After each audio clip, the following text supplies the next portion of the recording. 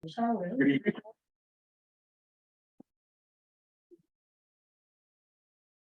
Good evening. This is a special meeting of the Fairhaven Planning Board. Adequate notice of this meeting has been given pursuant to the provisions of the Open Public Meetings Act. Notice of this meeting was sent to and published in the Asbury Park Press and the Star Ledger on March 29, 2023. That notice was also posted on the bulletin board in Borough Hall and has remained continuously posted there as required by the statute. A copy of the notice is and has been available to the public and is on file in the office of the Borough Clerk.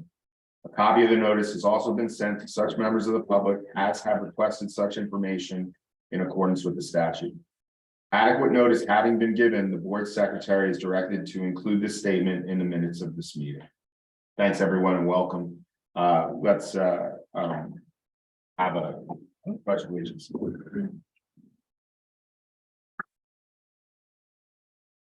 Pledge allegiance to the flag of the United States of America and to the republic for which it stands, one nation, under God, indivisible, with liberty and justice for all. Sandy, can we please do a roll call? Ms. Good. Here. Ms. Koch. Here. Mr. Newell. Here. Mr. Paolo. Here. Mr. Rolfe. Here. Mr. Nika. Here. Mr. Anderson. Here. And Mr. Olson.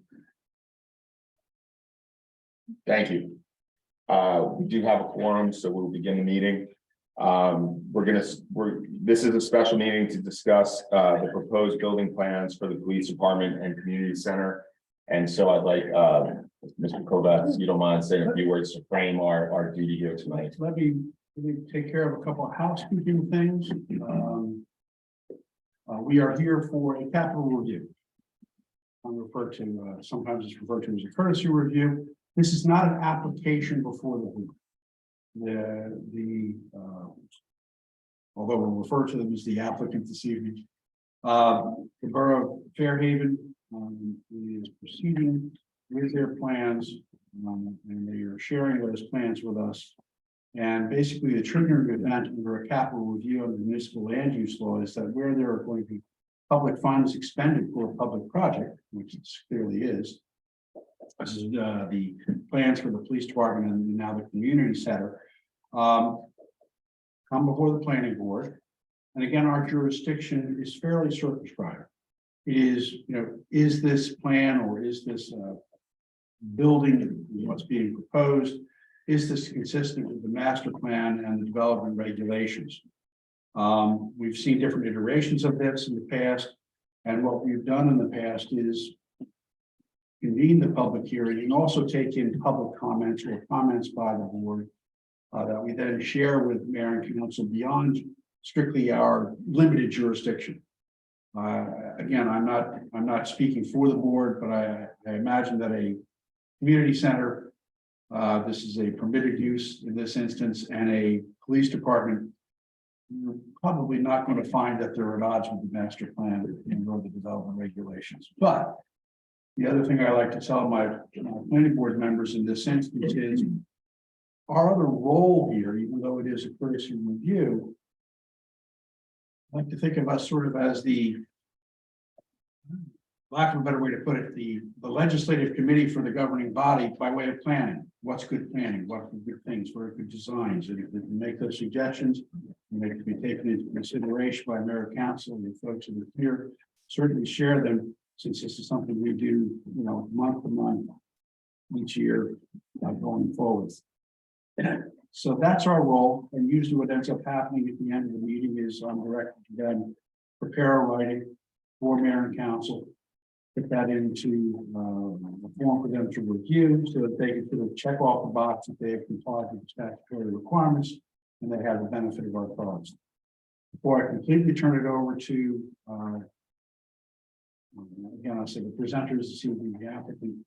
What I'd like to do is, I know Sandy, you did give me a copy of the Asbury Park Press affidavit of notice. You see the affidavit of publication. I think you indicated earlier that we received an affidavit of publication from the Star Ledger? I did. Okay, so we'll mark those as A1 and A2 respectively, just to demonstrate that we've complied with the Open Public Meetings Act. The other exhibits that I will mark, just again for purposes of record, that the files we have, I guess the floor plans, the ceiling plans, the door elevation, we'll mark that as A1. I think there are few sheets, these were March 24, 2023. A2 are going to be the sheets again prepared by, I didn't say the Goldstein Partnership, and these are C101, C102, C102, 103, 105, 106, 107. Basically the cover sheet, the existing conditions, site plan, the grading plan, landscaping and lighting plan. We also have remark purposes of this record as PB1, which is the planner's report from Hiram Grill over the signature of William Gable, dated April 2nd, 2023. At the back of that document, we've had an opportunity to some comments. I imagine that the applicant will address those this evening. If not, we can certainly raise those questions. We did have a sign-in sheet earlier, but what I really ask everyone to do is, prior to providing testimony, just state your name, spell your last name for purposes of this record. I'm not going to swear anybody in. This is not, as I say, an application. I'm sorry. Okay, not an application, but I'm going to leave it now. I'm going to turn it over. Whoever's your lead spokesperson. Yeah. Thank you, Mr. Gomez. Thanks. Yeah. All right.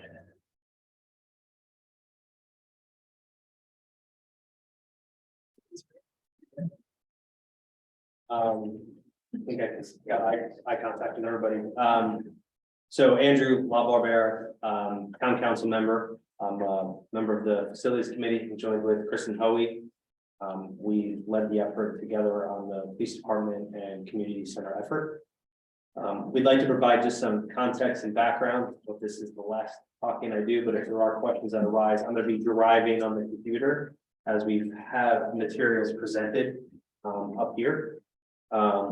Two quick just housekeeping items so everybody is comfortable. Me, Kristen, and Betsy obviously represent 3 members of the governing body. This meeting tonight was also advertised, I believe is the correct word, as a joint planning board governing body meeting, so that if any other governing body members come, that we're within the law of I believe it's the Sunshine Act. So I just want to make sure that if Josh or Tracy or Leilani or Chris come in, nobody is concerned that we might have a quorum of the governing body and that it wasn't advertised. And then Mr. Kovats, I will probably have a couple other exhibits to document for the record based on what I'm showing on the computer as well. So Okay. just letting you know that ahead of time, sir. So that you know, we're up to 2 exhibits, A1, A2, we're up to A4 now. A5 would be your next exhibit. Perfect. Thank you, sir. So first and foremost, thank you for the special meeting, the support. This is 9 years in the making. That's when this conversation first started. So I believe that is more than 3 governing bodies when we look at the 3-year terms. Countless hours, committees, elected officials, the borough that have gone into that. So first and foremost, thank you for the support. We're really at this pivotal moment, this inflection point. And as I've articulated before, we've really spent the last 3 months turning every stone over. Countless presentations, countless updates, hundreds of decision points, lots of feedback from residents to ultimately present what you're seeing right here. And really, when we look at the primary driver over the last 3 to 4 months, I just want to make sure it's at the forefront. You'll notice, and if there are any planning board members part of the previous approval process, there's been a significant evolution from the last design. There was a tremendous amount of feedback. I'm not going to go into anything from the past, from the planning board with the previous design, and we noticed a lot of that, if not all of it, was taken into consideration for these values. There are those 2 critical issues. This was another kind of impetus. The current mold issue that exists at the PD community center facility. Right now, it's 1 facility. And then also the misalignment with best practice and standard with maintaining positive control of the suspect. So when you arrest the suspect, the cop car is actually considered a secure space, right? And then you're supposed to go into a secure area and transfer them to the processing through the cell. Right now, that doesn't exist. For the purpose of the meeting, I won't go into the exact scenarios and situations where there were fights on the stairs, or suspects fell down the stairs, or suspects fled through the community center fields. But a lot of that went into the thought process of how we're operating. The other primary driver was cost. The initial building, I believe, came in 4.4 million. When you look at the building cost alone, I'm not talking about site work, I'm not talking about all the other components. And with the new approach, we reduced that cost by 1.2 million. And that's a conservative number. And Eli, who you'll meet momentarily, has done phenomenal work to help ensure that our taxpayers are being taken into consideration. It's a significant investment. Resident engagement was a pillar for us. It had to be. Not only is it standard best practice, it's the right thing to do. As you know, we had 2 open houses. We're actually joined here with our rule, one of the members who facilitated the open houses. So for specific questions on the open houses, upwards of 150 residents. And this doesn't count all the one-on-one meetings that we've had, that I personally had, that Kristen's personally had. Residents across the street that just bought the house, the 33 Fifth Street, right? Because their fence is on our property. Fisk Chapel, which we'll get into a little bit. It was a real balance of cost, need versus want, scalability, momentum that we're trying to maintain, design, functionality, right? So you had all these kind of competing priorities, all equally weighted, and balancing that. The other curveball, I don't know if curveball is the correct word, but in March 2021, IBC was fully adopted. And along with that came the ADA guidelines and ADA compliance, and making sure that as we shifted from a 2-story, 8,700 square foot police department to a 1-story, 6,200 square feet, 650, correct me if I'm wrong, Eli, that it was to the current standards. And there's 3 bases and Eli will get that. Respecting the process really was extremely paramount. That's why we're here today. That's why we've taken every PDRC recommendation seriously, whether it's talking about the lighting, the variation of the lumens, the landscaping with the native trees, connectivity between Fisk and community center and fields, parking, which we'll get into an entire parking analysis tonight. And then we also have taken a significant look at kind of a phase 2 effort, right? So the area where the police department community center are going, the surrounding basketball courts, tennis courts, there's a whole phase 2 effort that has to happen. Tennis courts are beyond repair. Basketball courts have been continually patched, and not a long-term solution. So there is a phase 2 effort that will be taking place to that. Just want to highlight that and then call that out. One key thing, again, respecting the process, was ensuring that the design was aligned with the master plan. So you'll hear Eli, Rick talk about the residential neighborhood aspect. You hear them talk about the pedestrian bicycle circulation, community facilities, green buildings, environmental sustainability, all those kind of key components that were outlined in the examination report in 2016 was really important. And then the last piece that'll end is really on the coordination, right? So we talked about the impetus, we talked about the inflection point, we talked about the issues that exist, not risks, right? Risks become issues. The mold is an issue now, right? The security control of the suspect is an issue now. And to maintain this, we've had a tremendous coordination effort leading up to this point. So who do I mean? Our construction official, right? Nick Fabiano, code official, fire marshal, fire chief, the residents, we're getting an owner's rep on board, American Water, JCP&L, our borough community tree expert, Iron Borough. And that was meant to serve as, I call it a gut check, right? So when we're told something, or when we are designing something, we like to rely on our own experts to have what I call a gut check, right? Trust but verify. And we wanted to do that, not because there wasn't trust amongst who we're working with, but we wanted to ensure that all of our professionals and their perspectives, which are equally valued, were applied to the project. So with that, I don't know if you have anything you want to. No, I just wanted to commend Drew on the tireless amount of work that he's put towards this. There's no stone left unturned. I think we've spoken with just about everybody in town, if not 2 times. And just thank you for all your hard work. I appreciate that. So with that, I'd like to turn it over to Eli Goldstein and Rick Butler. And I'm gonna shift to where Sandy is to drive the computer as we reference stuff on the screen, just to help facilitate. Before I do that, is there any other questions for me, comments at this point? Okay, Nothing, thank you. great. Over to you, gentlemen.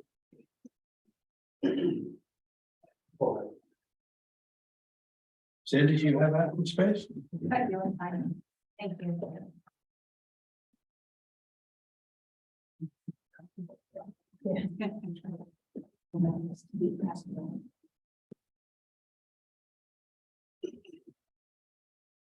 Sandy, do you want me to record the video we're referencing? That'd be helpful. Or share the screen. So nothing changed, perfect, okay.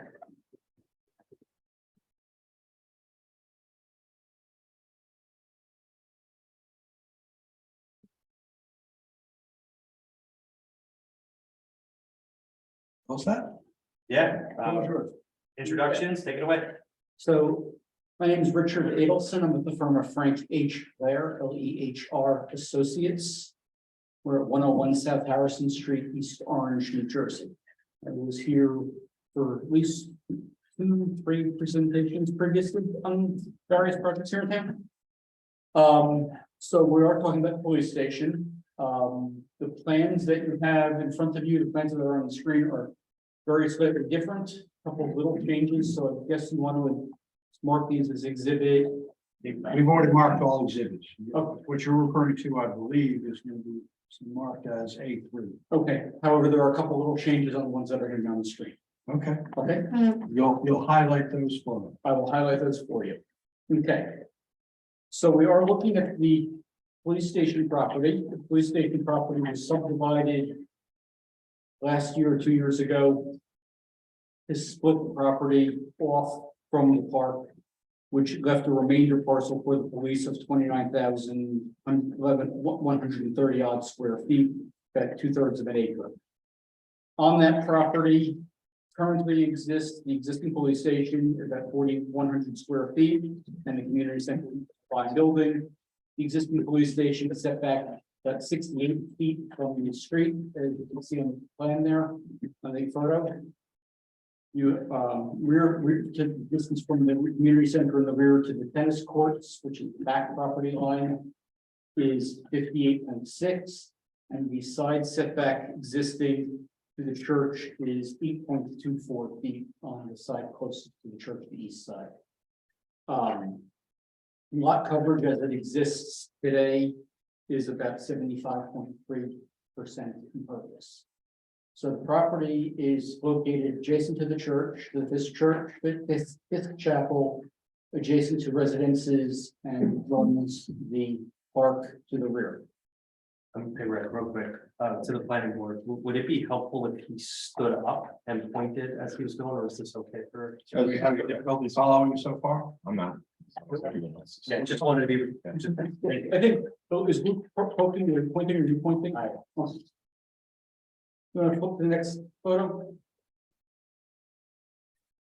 Just a different view of a different aerial view looking at the site again, looking straight in at the police station. Can you point out the antenna on the left there? We have an antenna on that side. We also have just behind that an existing generator. So generator and the antenna both on the left side of the police station. So because this building is located. Don't know why it does this periodically. So the building is located within a residential neighborhood. So one of the goals of this project was to mass the building, as Eli will talk about, relative to the residences. So the massing of this is consistent with the master plan, good planning in scale, keeping with the neighborhood. Also, as discussed, the master plan talks about, or reexamination talks about the need for updating and modernizing the police station. That has been determined to be impractical due to constraints within the building, which is why we're looking at a new building also, again, consistent with your master plan. And we'll talk about a couple other things as we go through the site plan on the next page. So this again, this is the site demolition plan. You'll see on this plan that we have the existing police station and existing 28 parking spaces, police station on the right side of the screen, parking on the left. A fringe of trees on the far west side there. And very little other landscaping other than one tree in front of the existing police station. Again, we just talked about the generator and the power right on the left side there, right side rather. Again, the church to the right and the fields and basketball court, just in the bottom of the screen. Next page.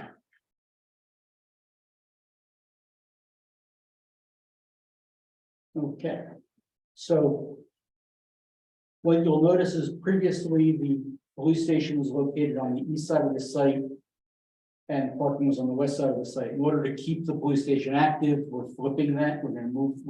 So what we're going to do is we're going to construct a new building on the west side of the site, bring away from the existing police station, allow us to complete the construction of the building while the police station remains in place. We're going to construct a bicycle path walkway in from Fisk Street down the far west side. We have a walkway up to the front of the building. Right there, we have a little oval just to the left of that, which is going to house the existing monument and